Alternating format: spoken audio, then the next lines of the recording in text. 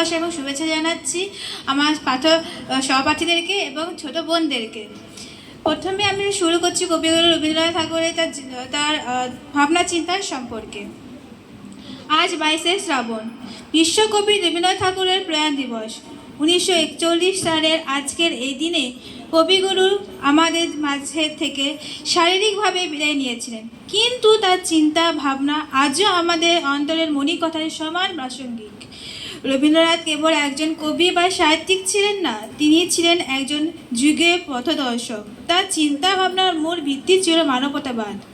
তিনি বিশ্বাস করতেন মানুষের চেয়ে বড় আর কিছু হতে পারে না। সংকীর্ণ জাতিভেদ, ধর্মীয় গোঁড়ামি এবং হিংসার ঊর্ধ্বে উঠে তিনি সবসময় অখণ্ড মানব প্রেমে গান গেয়েছেন। বিশ্বকবি আরেকটি বড় চিন্তা ছিল প্রকৃতি ও শিক্ষার মেলবন্ধন।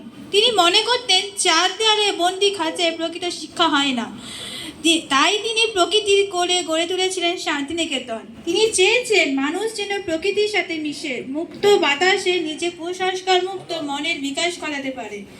আজকের এই অশান্ত পৃথিবী যখন দিকে দিকে হিংসা আর বিভেদ, তখন রবীন্দ্রনাথের বিশ্ব মানবতার ভাবনা আমাদের সবচেয়ে বেশি প্রয়োজন। তিনি আমাদের শিখিয়েছেন কীভাবে নিজের দেশকে ভালোবেসে পুরো বিশ্বকে আপন করে নেওয়া যায়। কবিগুরু আজ আমাদের মধ্যে নেই, কিন্তু তার সৃষ্টি, তার গান এবং তার মহান আদর্শ প্রতিদিন আমাদের পথ দেখায়। আসুন আজকের এই পবিত্র দিনে আমরা তার চিন্তা ভাবনাকে নিজেদের জীবনে ধারণ করার প্রতিজ্ঞা করি।